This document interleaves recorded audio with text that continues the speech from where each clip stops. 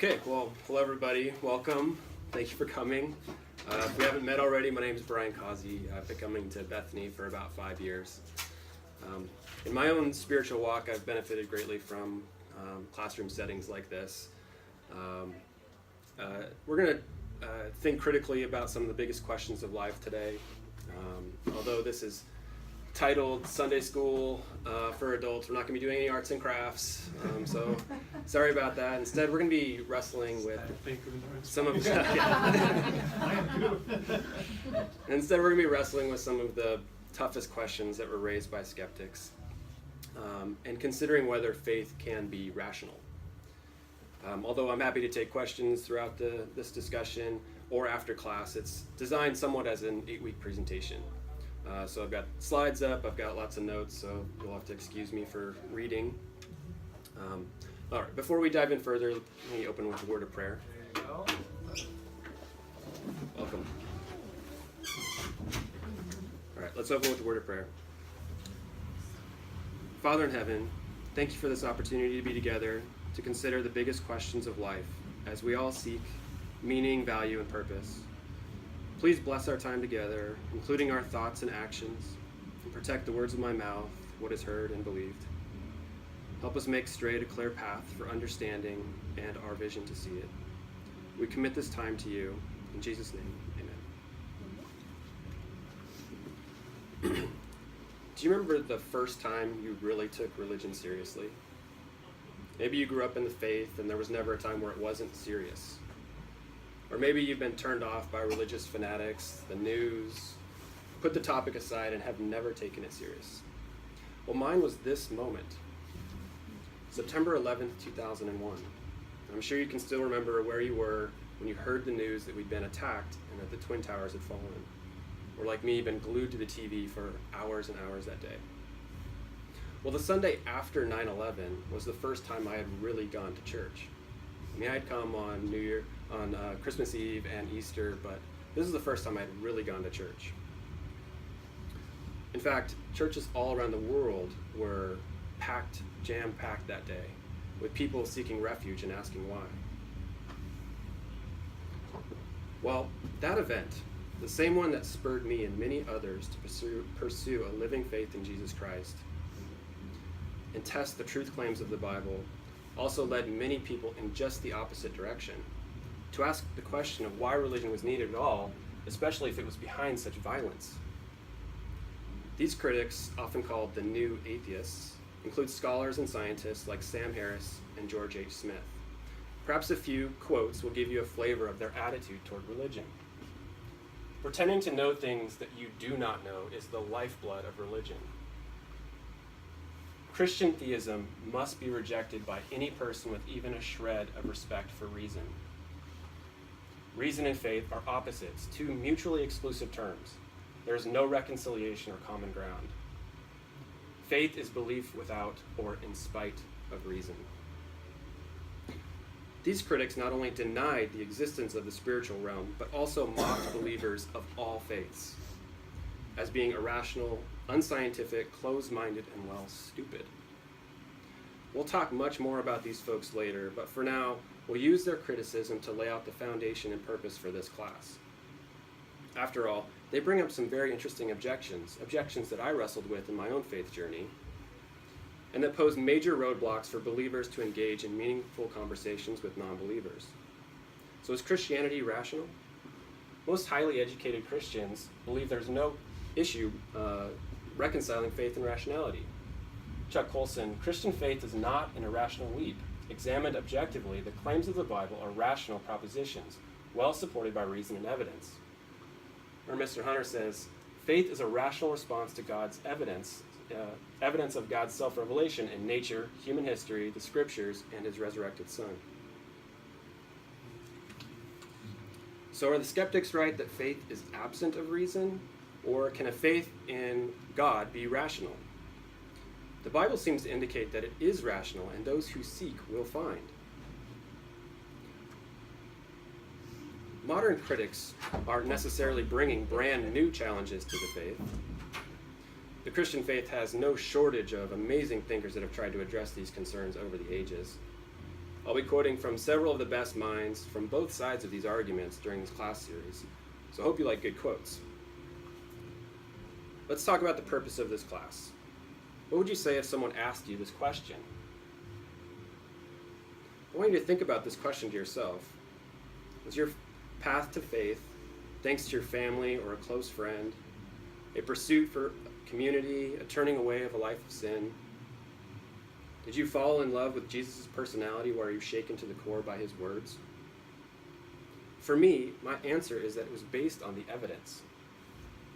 Now, when I say to a non-believer that my faith in an invisible God is based on the evidence, it can give me that same tilted head look that my dog does when I say, "Brody, do you want to?"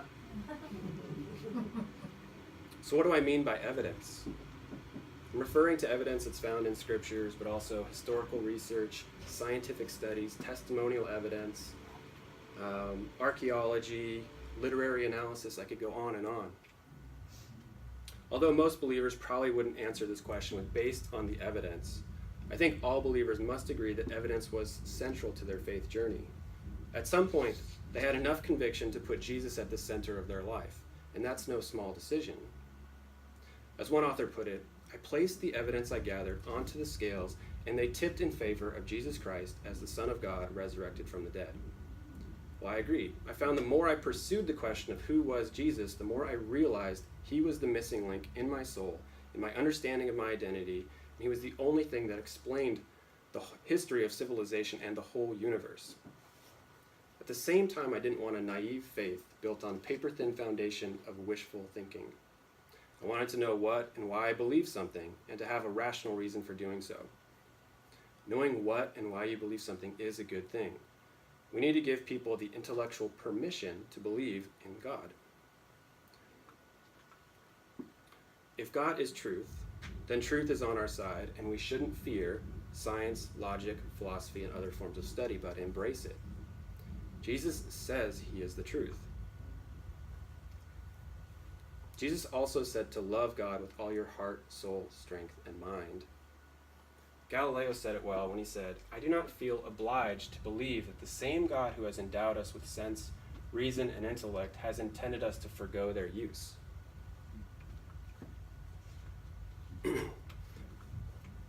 Contrary to what most people believe, apologetics is not the study of how to say "I'm sorry." If you want to learn more about how to say "I'm sorry," then just get married. Sorry, honey.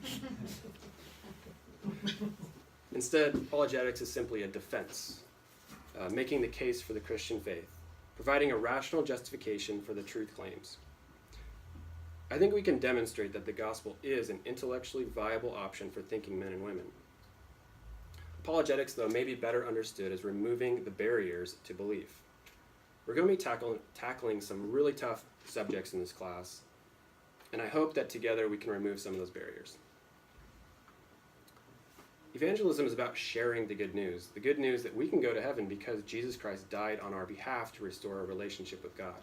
This is the best news that the world has ever heard, and we need to be getting better at sharing it.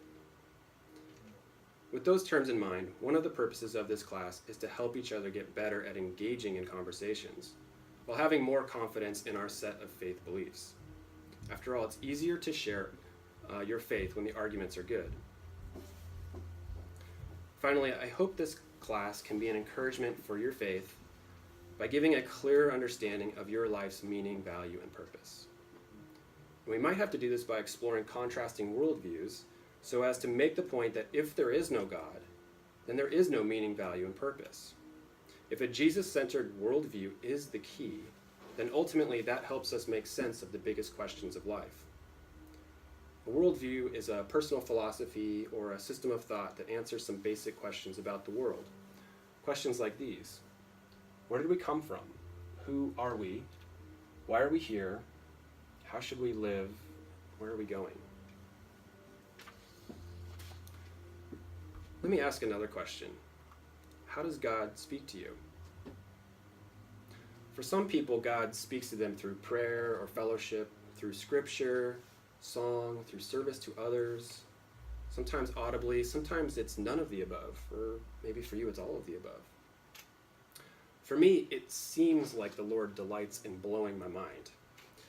From showing me the wonder of his creation through subatomic particles to the farthest depths of the visible universe, from wrestling with the hard sayings of Jesus to trying to grasp with the immensity of his love for us.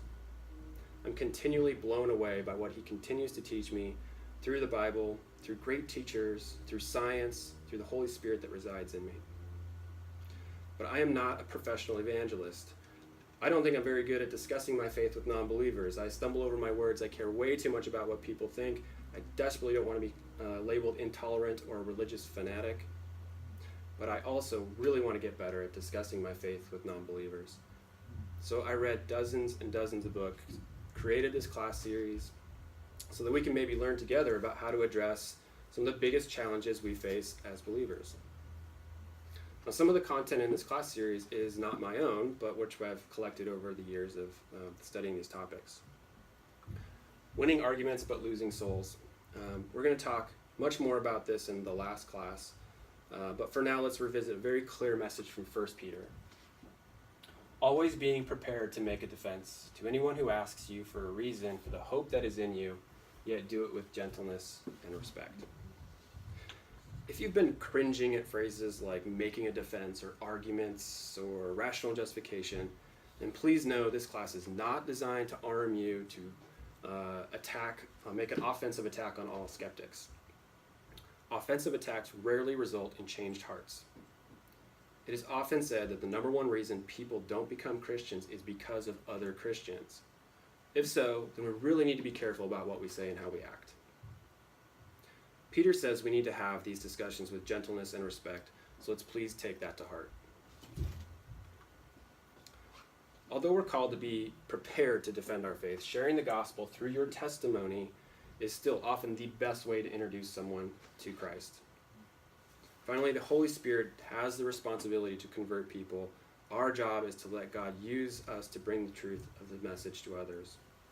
We'll talk much more about the role of the Holy Spirit in our last class session. Okay, here's the slightly aggressive topic schedule.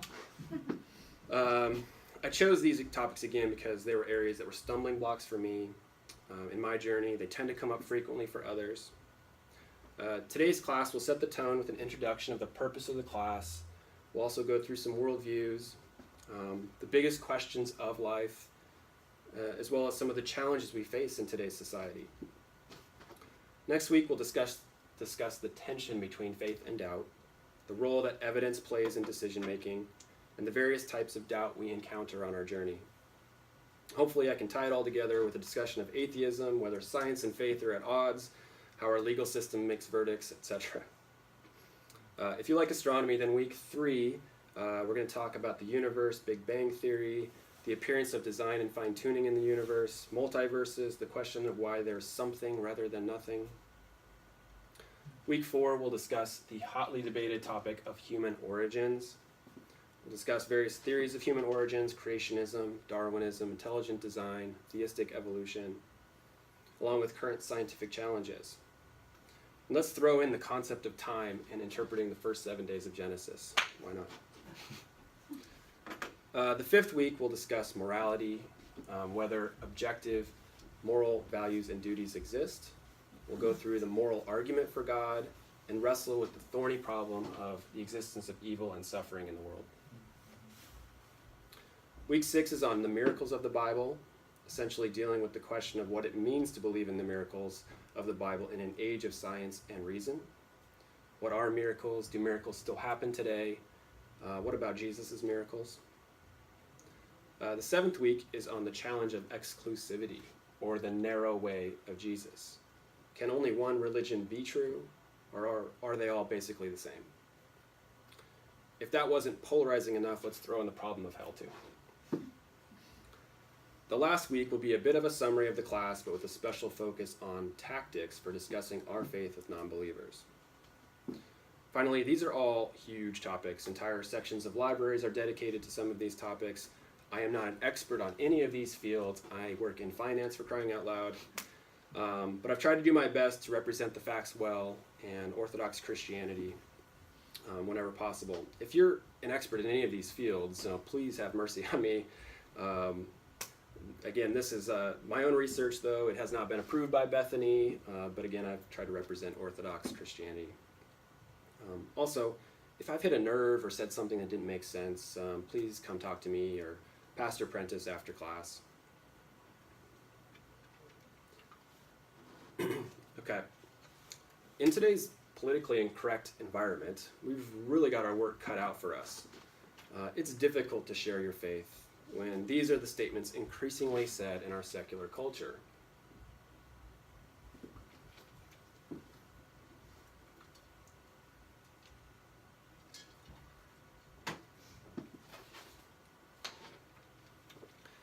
The rise of the nuns.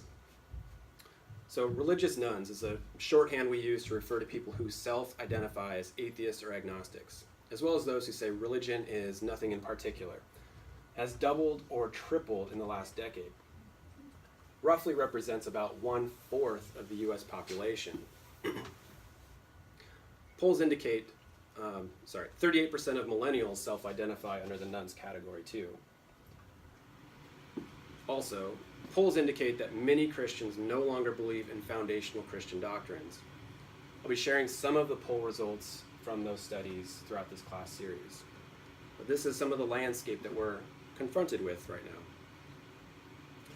What's wrong with the world? Now, with a slide title like this, you might be tempted to insert all sorts of things here, but let's focus on those big questions of life.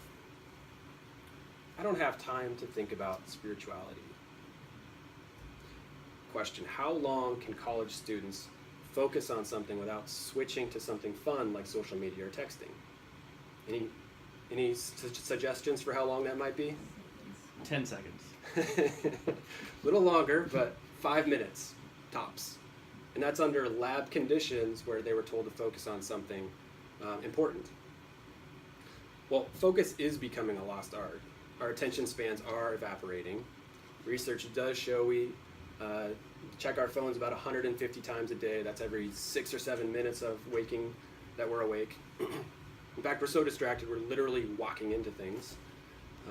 According to one report back in 2004 that studied 100 hospitals, over 500 people had come in because they ran into something that was stationary while they were texting. They redid the study 6 years later, that number had tripled. They're redoing it again, and that number's going to double again.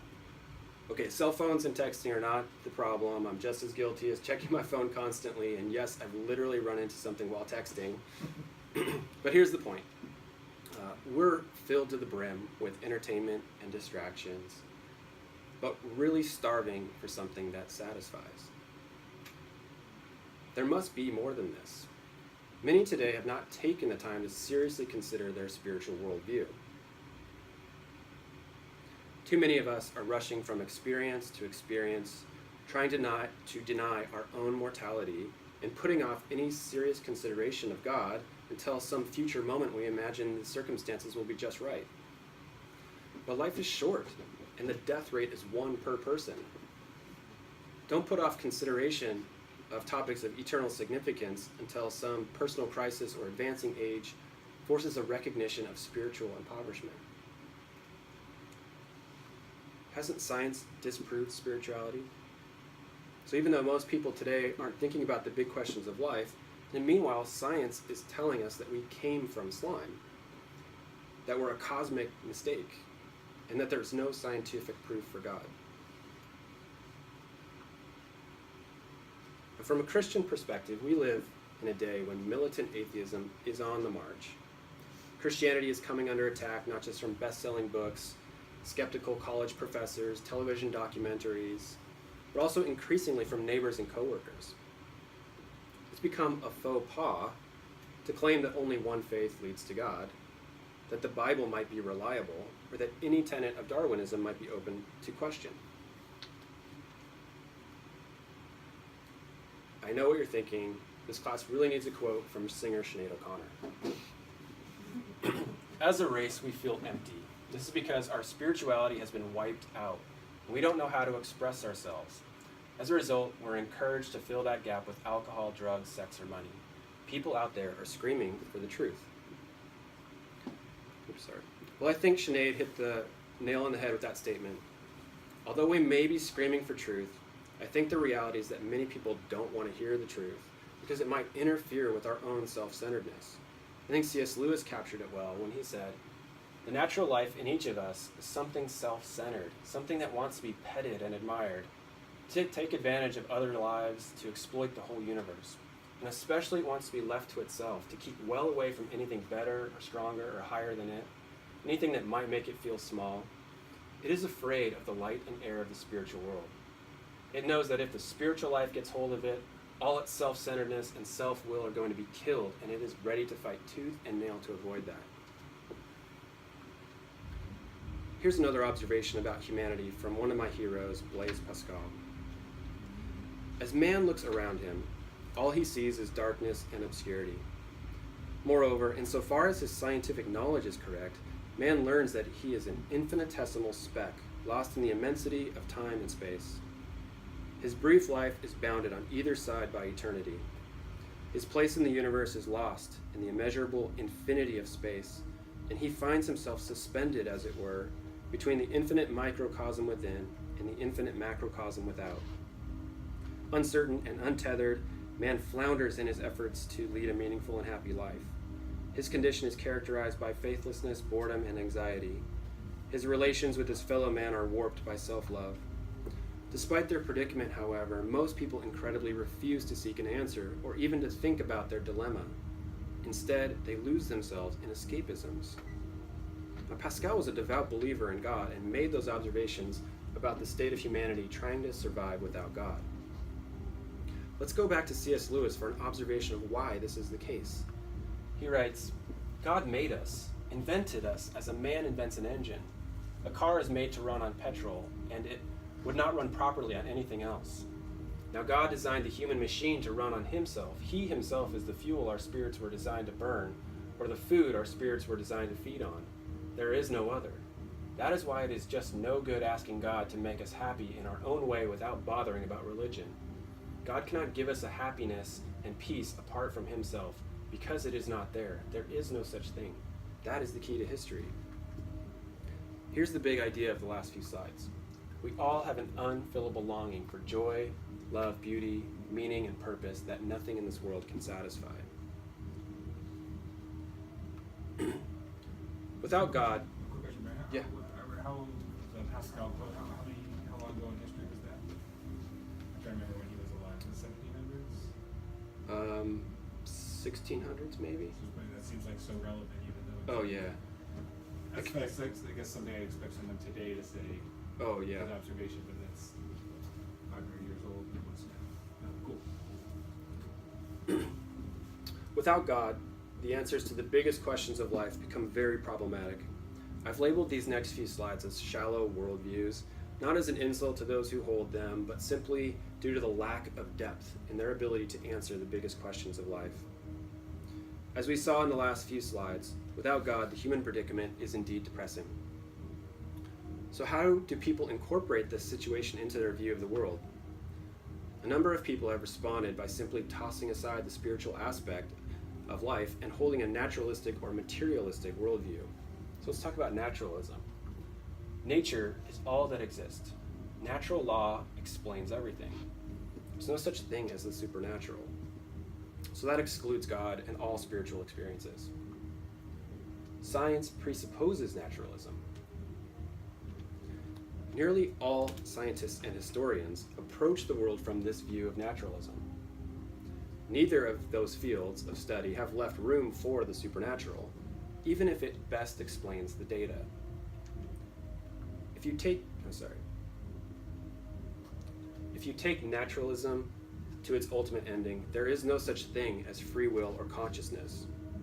How can mere matter originate consciousness? As atheist philosopher Thomas Nagel remarked, consciousness is the most conspicuous obstacle to a comprehensive naturalism that relies only on the resources of physical science. If we take this problem seriously and follow out its implications, it threatens to unravel the entire naturalistic world picture, yet it is very difficult to imagine a viable alternative. So even atheists appear to recognize how difficult it is to reconcile consciousness and naturalism. What about reasoning? Naturalism holds that matter is the fundamental substance in nature, including mental aspects like reason, which are the results of material interactions. So if naturalism is true, then how can reason be possible? If mental processes are nothing but chemical reactions in the brain, then there's no reason to believe that anything is true, including the theory of naturalism. Chemicals can't evaluate whether or not a theory is true. Chemicals don't reason, they react. Thus, it would seem that reason is impossible in a world governed only by chemical and physical forces. To sum up, if naturalism is true, then there's no evidence for God, there's no life after death, there's no absolute foundation for right and wrong, and there's no ultimate meaning for life. And people don't really have free will, reason, or consciousness. Let's talk about humanism. Humanism says that man is the measure of all things. Man takes the place of God as the anchor of moral values, and that moral duties are whatever promotes human flourishing. Let's face it, most people love humanism because it stresses the potential value and goodness of human beings, it emphasizes common human needs, and seeks solely rational ways of solving human problems. Humanists want to lead meaningful ethical lives capable of adding to the greater good of humanity. It's a beautiful and very practical worldview. But at the end of the day, humanism is man's attempt to place prime importance on man instead of God. It goes back to that age-old temptation of whether or not man can confer ultimate meaning on himself. And I think when you take God out of the picture, it will leave you unfulfilled with regards to meaning, value, and purpose. I could have added other popular but shallow worldviews such as pragmatism or skepticism, but I think they can all be summarized more or less with a discussion of secularism. That's a worldview that man does not need God. Secularism implies that God isn't relevant to the discussion ever. We don't want his rules, and we certainly don't want to submit to his authority. Secularism does reject religion, yet is itself a kind of religion. It holds that the material world is all that exists, that the highest good is obtaining a material pleasure. Finally, all of these shallow worldviews tend to say basically the same thing, and that's that all that matters is the here and now, and that there is no hereafter. Question: what is society's most esteemed attribute right now? I think you could make the good argument that tolerance is society's most esteemed attribute right now. Here are some statements you might have heard when the focus is on tolerance.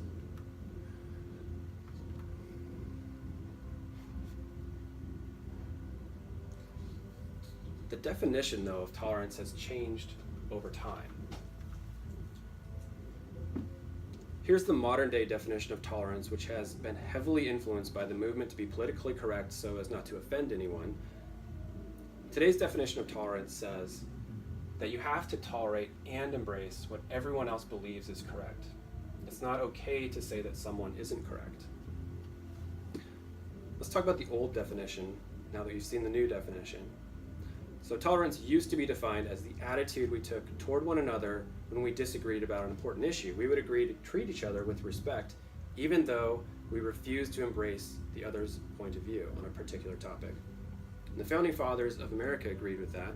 They said that tolerance is a kind of patience that refuses to hate or disrespect those with whom we disagree, even when disagreement concerns the things that matter most. Now, the new definition of tolerance is the act of recognizing and embracing all views as equally valuable and true, even when they often make opposite truth claims. So according to this redefinition, anything other than acceptance and approval of all beliefs is narrow-minded and bigoted. You may notice that the new definition of tolerance is actually intolerant to the old definition. That's because tolerance is intolerant to beliefs that hold a particular view of truth. So because by definition a particular view of truth implies that contradictory statements are incorrect. Ironically, those who promote tolerance as the ultimate goal only tolerate those who already agree with them, which by definition is not tolerance. If tolerance is the ultimate goal, then truth takes a backseat. If the ultimate goal is to ensure that everyone's view is recognized and embraced, then you'll end up with contradictions, and truth will no longer be the goal. Although tolerance has a great place in our society, as a Christian, it's too weak compared to love. For example, tolerating evil is unloving. There's no neutral ground when it comes to tolerance. Everybody has a point of view they think is right. Before we leave this topic of tolerance, let me just reiterate that as a Christian, we're not called just to be tolerant to our neighbors and our enemies, but to love them. That's a much higher standard. The original definition of tolerance is the one that we need to live by, the one that says we need to respect others, even when we disagree.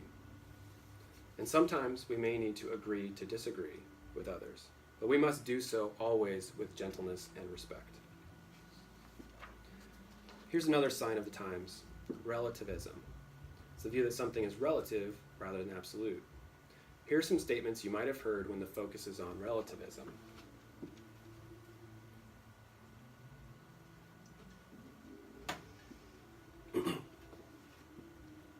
I think the spirit of relativism was captured well by Rosaria Butterfield in telling her conversion story. She's a tenured English professor who said, "I didn't even believe in truth. I was postmodernist. I believed in truth claims. I believed the reader constructed the text, that the text meaning found its power only in the reader's interpretation of it. Without the reader, a book is just paper and glue, I told my students over and over again." End quote. In a world where there is no truth but truths, in a world where there's no principles but preferences, we face the challenge of being arrogant for proclaiming any sort of truth, especially the truth about religion. The relativist movement says that we'll never have global peace until we treat all religions the same, until we admit that every religion is equal.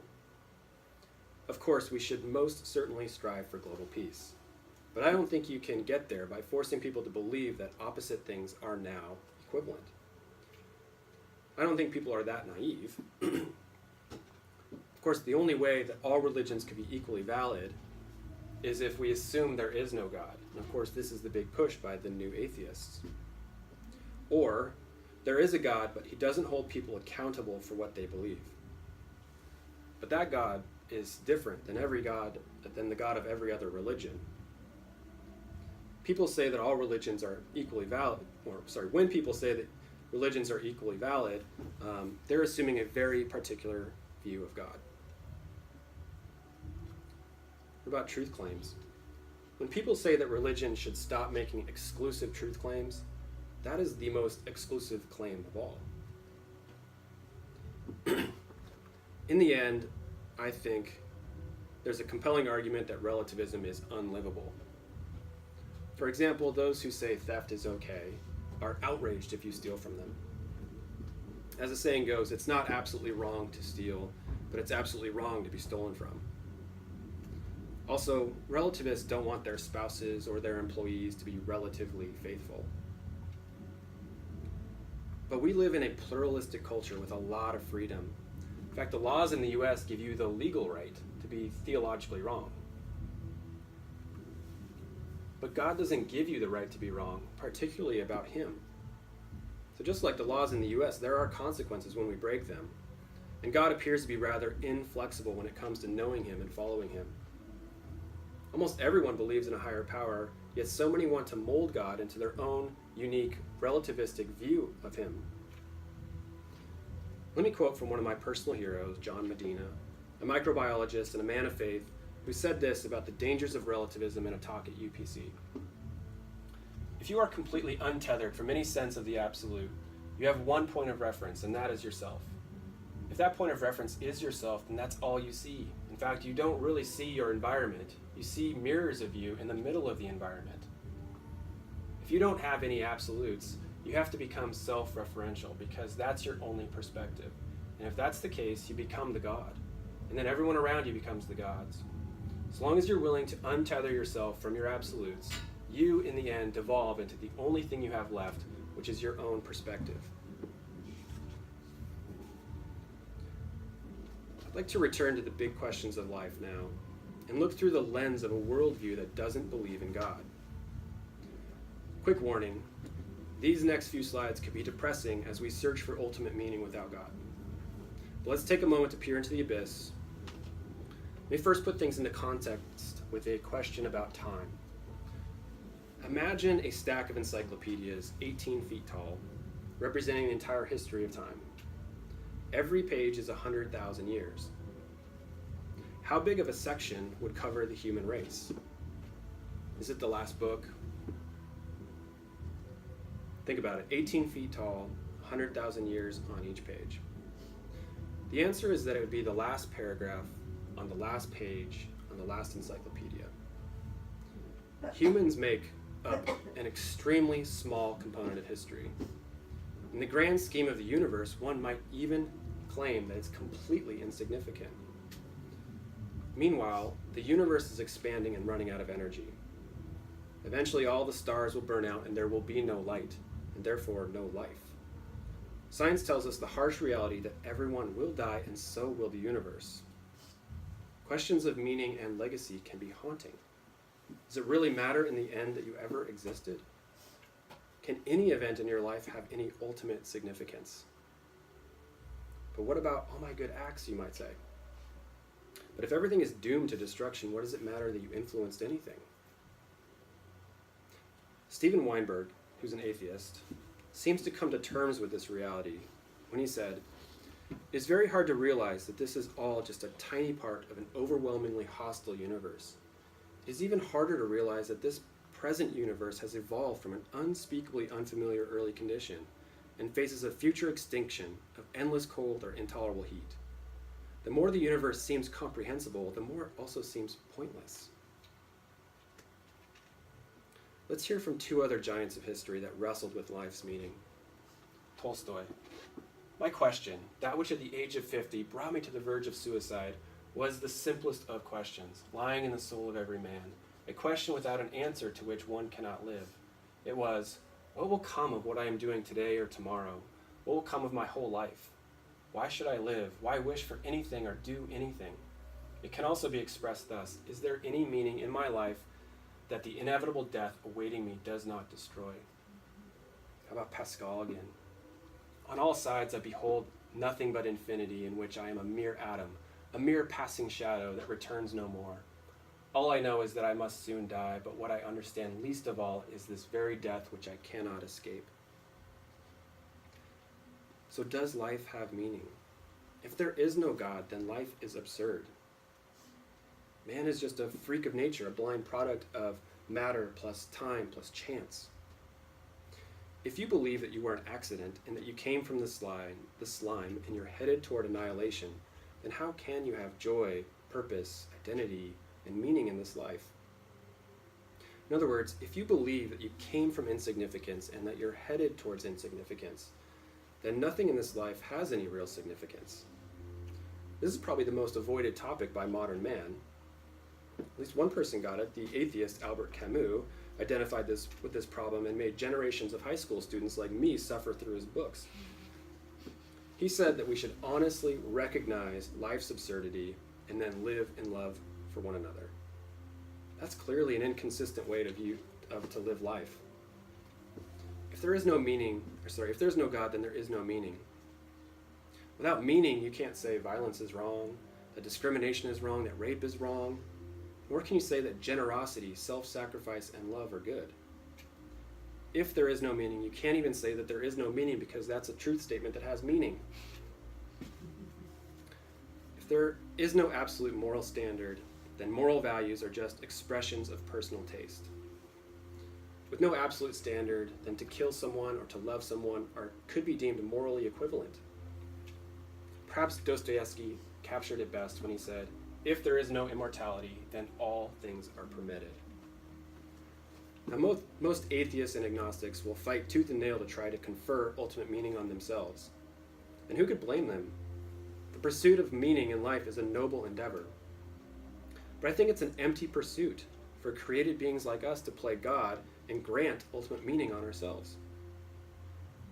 We'll explore this topic much more in the coming weeks, but here's the big idea.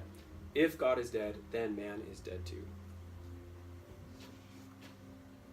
As one author I read put it, the signature sin of human beings is denying what you know to be true. You're free to argue this, but I think deep down humans know these things. You know you're not God. You know that you're a creature. You know that you were created, that you're finite, that you're dependent. You know you're morally responsible for your behavior. And you know that your life counts. Now someday you'll have to give an account for your life to your Creator. There are a lot of worldviews out there. We talked briefly about modern day worldviews that don't appear to answer the deepest questions of life, like naturalism, humanism, and secularism, and how tolerance and relativism are increasingly impacting our conversations with believers and non-believers. These worldviews make major claims that need defending, such as the universe is self-made or eternal, that it has no purpose or meaning, that concepts of good and bad are just human constructs, that ultimate truth is found in science, and science only, that life arose by chance, that there's no harm in believing anything you want to believe, etc. Now, many people fall into the camp of these worldviews because they feel it's the path of least resistance, where they don't have to defend their claims, but that everyone else needs to defend their worldviews. But are these worldviews the best fit of the data? I don't think so. And much of this class series will be aimed at addressing that very question. Here's the grand conclusion. I think believing that Jesus is who he said he is seems to make the most sense of everything in the world. It makes sense of creation, the fine-tuning and apparent design of the universe. It gives my life meaning, value, and purpose. It explains why objective moral values and duties exist, why I have free will, rationality, and a consciousness, why I feel there's more to me than just a physical body, but that I also have something spiritual about my identity. It makes sense of miracles. It explains why nature and the universe itself appears to be written in a mathematical language, and why every cell in my body is written with the language of DNA. Furthermore, faith in Jesus gives me hope and comfort that the pain and suffering I experience and see in the world is not in vain. And it makes sense of why I could never be completely happy with the material wealth this world offers. Let me say it another way. If you take God completely out of the picture, I think what you'll find is there's a God-shaped hole in everything. As C.S. Lewis wrote, I believe in Christianity as I believe that the sun has risen, not only because I see it, but because by it I see everything else. In concluding this first class, let's go back to the biggest questions of life again. Today I've tried to demonstrate that worldviews which leave God out of the picture can leave us wanting on topics of highest importance, like origin, identity, meaning, morality, and destiny.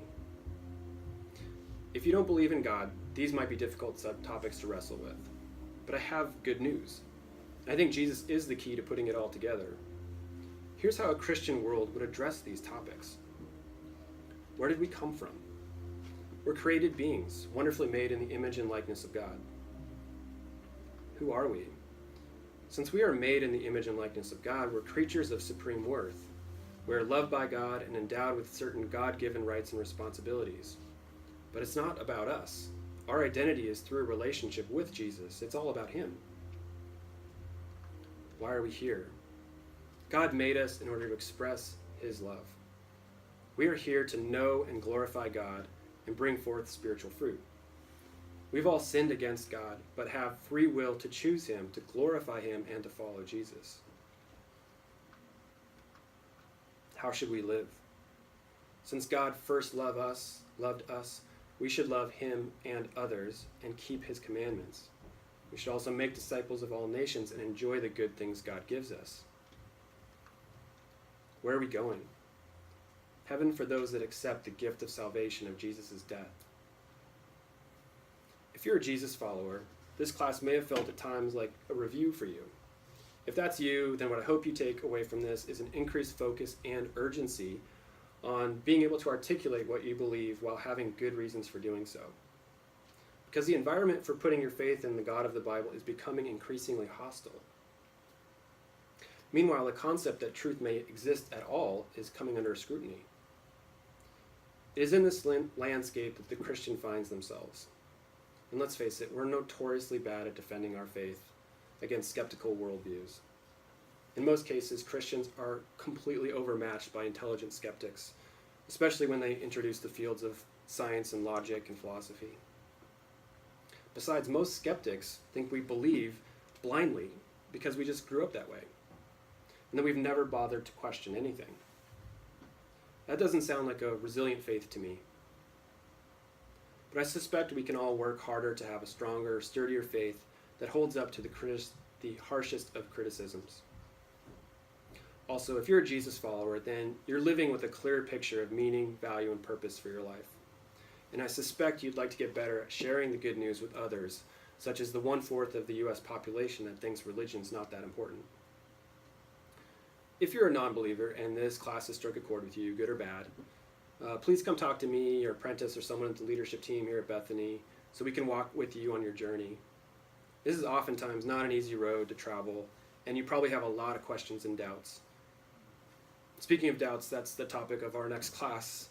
So I'm really excited about next week's class. The content of it, again, is to struggle with the role that evidence plays in decision making, the spectrum of faith and doubt. We will also walk through a spectrum for knowing. How can you know something with certainty at all? And we'll also be discussing atheism, the scientific mandate, the legal system, Pascal's wager, much more. So hopefully I'll be able to tie it all together. All right, thanks guys.